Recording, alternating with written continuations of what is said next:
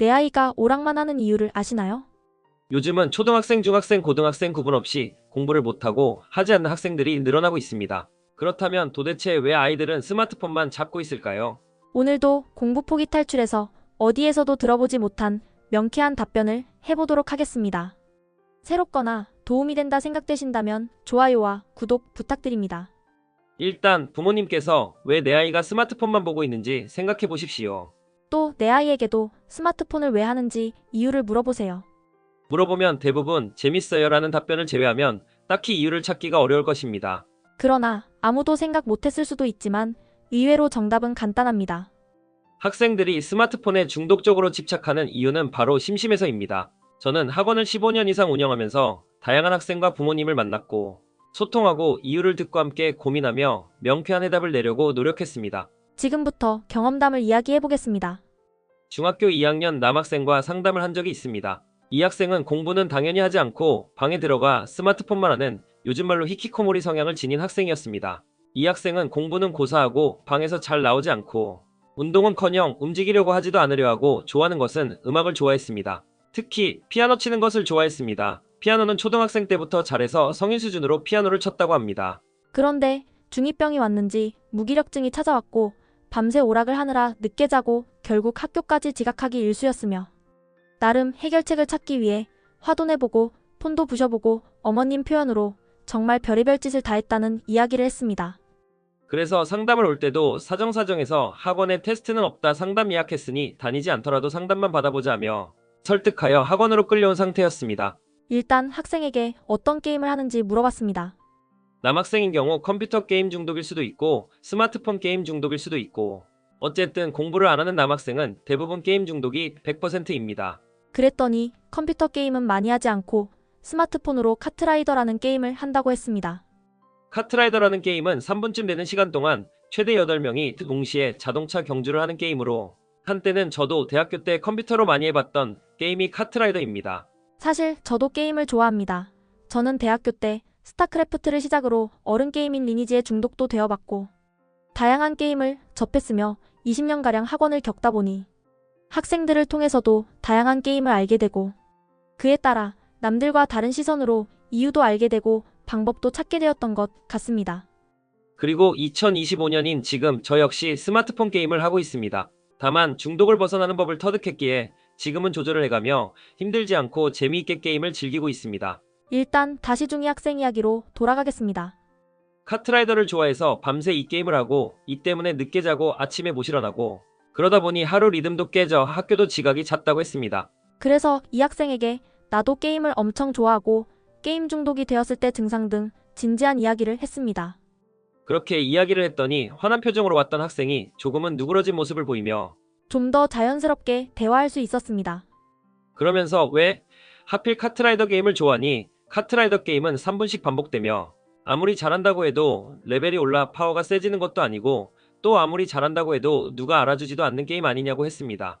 여기서 한 가지 더 말씀드리자면 부모님께서는 남자 아이들에게 게임하지 말아라 머리 나빠진다, 중독된다 등등 아이들이 납득 안 될 이야기를 많이 하십니다. 그런데 제가 학생들을 가만히 살펴보면 초등남학생들이 쉬는 시간에 뭐 하나 보면 게임을 하거나 친구들과 이야기를 해도 게임 이야기를 합니다. 중등남 학생들이 쉬는 시간에 뭐 하나 보면 게임을 하거나 친구들과 이야기를 해도 게임 이야기를 합니다. 고등남학생들이 쉬는 시간에 뭐 하나 보면 게임을 하거나 친구들과 이야기를 해도 게임 이야기를 합니다. 물론 초등 중등보다는 덜하긴 합니다. 남학생들은 예전 시대에 많이 했던 연예인 이야기나 이성 이야기를 거의 하지 않습니다. 이렇듯 남학생이 게임을 뺀다면 무슨 이야기를 하거나 취미를 가질 수 있을까요? 남학생들 사이에서는 게임에서 희귀 아이템이나 레벨 파워 등이 높으면 그 또한 부러움의 대상이 되기도 합니다. 그래서 이미 뿌리내린 게임을 무작정 나쁘게만 보시면 안 되고 공부나 숙제, 시험 등 할 일을 모두 하고 난 뒤 적절한 규칙을 통해 할 수 있도록 하는 것이 중요합니다. 또 유난히 게임을 잘하는 학생은 공부를 잘 못해도 친구들 사이에서 어느 정도 인기를 가질 수 있습니다. 그래서 이중이 학생에게 카트라이더 같은 게임은 초딩 게임이라는 말도 들을 수 있고 프로게이머처럼 잘하더라도 누구도 잘 알아주지 않으니 리셋 게임을 하지 말고 레벨이 올라가거나 시간과 노력이 들어가면 세지는 그런 게임을 하는 것이 어떠냐고 진지하게 말했습니다. 그 뒤 이 학생은 학원에 등록을 하고 수학을 배웠습니다. 어머님께서는 성적은 중요하지 않고 늦지 않고 꼬박꼬박 다니기만 했으면 좋겠다고 말씀하셨습니다. 그 뒤 며칠 후 밤새 카트라이더를 하던 이 학생이 3일 만에 카트라이더를 접었습니다. 요즘 학생들은 머리가 참 좋습니다. 그러나 본인이 납득이 되지 않으면 잘하지 않으며 참을성도 없습니다. 어머님께서는 좋아하시면서 놀라워하셨습니다. 그런데 과연 이 학생의 패턴이 달라졌을까요? 일단 카트라이더를 하지는 않지만 다양한 오락을 하기 시작했고 밤새 유튜브를 보기 시작했다고 연락을 받았습니다. 이때 저도 깨닫게 되었습니다. 오락을 하는 이유가 재미있어서가 아니라 심심해서, 즉 다른 것은 할 것이 없어서라는 것을요. 스마트폰을 못하게 했을 때 책을 읽거나 공부를 하는 학생은 없습니다. 그래서 내 아이가 스마트폰 중독이라고 생각된다면 못하게 하는 것이 중요한 것이 아니라 그것을 안 했을 때 대체할 수 있는 무언가를 찾아줘야 합니다. 스마트폰은 다양한 콘텐츠와 미디어를 통해 학생들이 끊임없는 자극과 관심을 제공하여 심심함을 느끼는 순간 즉각적으로 해결할 수 있는 도구로 작용합니다.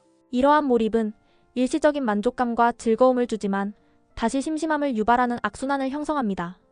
또한 스마트폰은 언제 어디서나 사용할 수 있는 편리함으로 인해 학생들이 심심함을 느끼는 순간 즉각적으로 사용하게 만듭니다. 이는 점차 습관화되어 스마트폰에 대한 중독을 초래합니다. 학생들이 공부를 못하는 이유 또한 대다수를 차지하는 것이 스마트폰과 잠입니다. 스마트폰은 끊임없는 미디어 노출과 과도한 게임 웹툰 등으로 인해 학생들의 집중력을 떨어뜨립니다. 이는 공부에 방해가 되어 학업 성취도를 낮추게 됩니다. 스마트폰 사용은 수업 중 공부에 방해가 되며 이는 기억력과 이해력의 감소로 이어질 수 있습니다. 스마트폰에 과도하게 의존하면 실제 학습 시간이 줄어들고 이는 점점 더 학업 성적 저하로 연결됩니다. 잠을 충분히 자지 못하면 공부함에 있어 굉장히 나쁜 영향을 줍니다. 충분한 수면을 취하지 못하면 집중력, 기억력, 문제 해결 능력이 저하됩니다. 이는 공부 효율성을 떨어뜨리고 학업 성취도를 낮추게 됩니다. 수면 부족은 스트레스와 불안을 증가시켜 학습 환경에서 학생들이 더 많은 어려움을 겪게 합니다. 수면이 부족하면 정보를 처리하고 기억하는 능력이 감소하여 학습에 필요한 인지 기능이 저하됩니다. 그렇기 때문에 스마트폰 중독과 잠의 부족은 공부를 못하는 가장 큰 요소가 됩니다. 보통 스마트폰 중독의 해결책으로 부모님이 자녀의 스마트폰 사용을 제한할 수 있는 방법은 여러 가지가 있습니다. 엑스키퍼나 구글 패밀리 링크와 같은 앱을 사용하여 자녀의 스마트폰 사용 시간을 설정하고 정해진 시간이 지나면 자동으로 사용이 중지되도록 설정할 수 있습니다. 유해한 웹사이트나 앱을 차단하여 자녀가 안전한 콘텐츠에만 접근할 수 있도록 관리할 수 있습니다. 특정 앱의 사용 시간을 제한하거나 차단할 수 있으며 예를 들어 유튜브나 게임과 같은 중독성이 높은 앱의 사용을 제어할 수 있습니다. 라우터를 통해 인터넷 사용 시간을 제한하거나 특정 웹사이트에 대한 접근을 차단할 수 있습니다. 특정 시간대에 스마트폰을 잠그거나 자녀가 약속을 어겼을 경우 즉시 기기를 잠글 수 있는 기능도 제공됩니다. 그러나 이런 방법은 저학년 학생이거나 학부모의 유대감이 좋을 때 사용 가능한 방법으로 생각됩니다. 반대로 스마트폰으로 인해 부모님과의 관계에서 골이 깊어지는 경우를 살펴보겠습니다. 부모가 스마트폰에 지나치게 몰두하거나 자녀가 스마트폰에 집착하면 서로 간의 대화 시간이 줄어들고 감정적 교류가 부족해집니다. 이는 관계의 단절로 이어질 수 있습니다. 스마트폰 사용을 둘러싼 규제나 제한에 대한 충돌로 인해 부모와 자녀 간 갈등이 발생할 수 있습니다. 예를 들어 부모가 자녀의 스마트폰 사용을 제한하려고 하면 자녀는 이를 통제받는 것으로 느껴 반발하거나 공격적인 태도를 보일 수 있습니다. 부모님은 스마트폰을 계속하는데 자녀는 못하게 한다면 자신이 무시당하거나 중요하지 않다고 느낄 수 있습니다. 이는 자녀에게 감정적 소외감을 주고 관계를 악화시킬 수 있습니다. 부모는 자녀가 스마트폰에 시간을 낭비한다고 생각하며 불만을 가질 수 있고 반대로 자녀는 부모가 자신을 이해하지 못한다고 느껴 불만을 품을 수 있습니다. 이러한 상호 불만은 점점 더 큰 갈등으로 발전할 가능성이 있습니다. 자녀가 부모의 관심 부족으로 인해 부정적인 행동을 보이면 부모는 이를 해결하기보다 스마트폰에 더 의존하게 되고 이는 다시 자녀의 문제 행동을 악화시키는 악순환을 초래할 수 있습니다. 스마트폰에 집착하는 악영향은 학생들에게 여러 가지 부정적인 영향을 미칠 수 있습니다.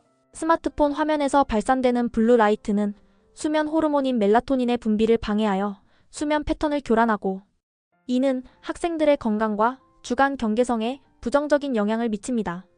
스마트폰 사용은 불안, 우울증, 낮은 자존감과 같은 정신건강 문제를 유발할 수 있으며 소셜미디어에서의 비교와 검증 욕구가 이러한 문제를 악화시킬 수 있습니다. 스마트폰에 과도하게 의존하면 현실에서의 관계 형성과 사회적 상호작용이 줄어들어 사회적 고립을 초래할 수 있습니다. 스마트폰은 사이버 괴롭힘의 장소가 될 수 있으며 이는 학생들의 정신 건강과 자존감에 부정적인 영향을 미칩니다. 스마트폰 사용은 앉아있는 시간을 증가시켜 비만과 관련된 건강 문제를 유발할 수 있으며 나쁜 자세로 인해 목, 어깨 등 근육에 통증을 일으킬 수 있습니다.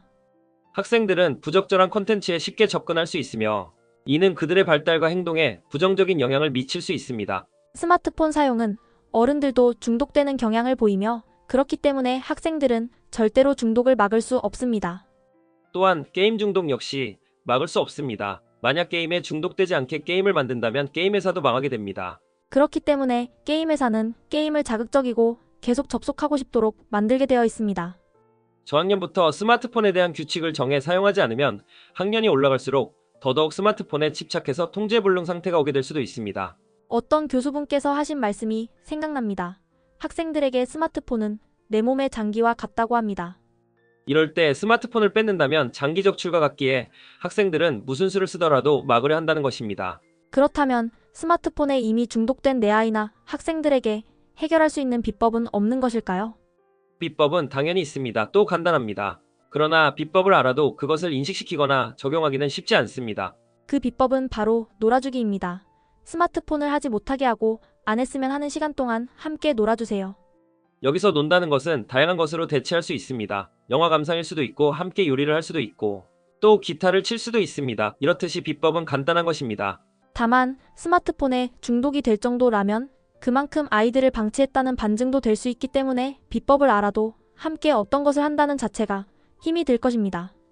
그러나 희망적인 사실은 아무리 지금 내 아이가 억세고 반항적이라고 해도 학년이 올라가고 나이가 들면 더욱더 억세지고 더욱 반항적이 될 가능성이 크므로 지금이 평생 가장 덜 억세고 덜 반항적이라는 사실을 아셔야 합니다. 학원을 운영하면서 학생이 친구를 소개하면 소개 장학금을 주고 있습니다.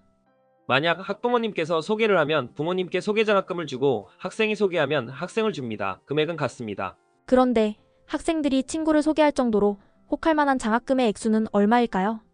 소개 장학금을 말하는 이유는 부모님께서 원하는 것이 있으면 당근과 채찍처럼 아이들이 원하는 것을 주면서 조금씩 놀거리도 찾고 함께하는 시간도 늘리라는 말씀입니다. 저도 가끔 제 아이에게 썼던 비법이기도 합니다. 주말에 어디를 가기로 했는데 와이프 모르게 아이들에게 용돈 2만 원씩 주면서 아들, 딸아 요즘 시급 1만 원인 거 알지? 내가 2만 원 줬으니 2시간 동안 최선을 다해서 효도해라. 물론 위트이기도 하고 진짜 속마음이기도 합니다. 이때도 만약 아이들이 주말에 잠을 자고 있다면 어딜 가자고 했을 때 대부분 쉬고 싶은 마음에 다녀오세요 라고 말할 것입니다. 선뜻 나오는 아이들이 있을 수도 있지만 이렇듯 가정마다 적당한 당근과 채찍을 사용해서 아이들에게 조금씩 다가가고 소통할 수 있기를 바랍니다. 스마트폰에 대한 비법은 앞으로도 지속적으로 말하도록 하겠습니다. 말 나온 김에 당장 사용할 수 있는 또 한 가지 비법을 말해보겠습니다. 가족들이 번갈아 가면서 양질의 유튜브를 함께 보는 것도 한 방법입니다. 요즘은 유튜브 8분도 길다고 합니다. 그래서 대부분 쇼츠를 보는데 함께 보면 좋은 유튜브를 지루하고 싫어도 꾹 참고 같이 보는 것이 공감대도 형성되고 실제로 공부를 하거나 힘들 때 참을성을 기르고 가족과의 소통이나 화합에도 굉장히 도움이 될 것입니다. 단 유튜브를 함께 봐준 만큼 그에 해당하는 시급을 주거나 또 다른 당근을 준비한다면 점차 당근의 크기가 작아지더라도 함께하는 시간이 점차 늘어날 것입니다. 앞으로도 명확한 설명과 비법을 통해 당장 할 수 있는 것들을 말씀드리겠습니다. 영상이 도움이 되었다고 생각되며 공부 포기를 탈출하고 싶거나 수포자를 탈출하고 싶다면 구독과 좋아요 부탁드립니다.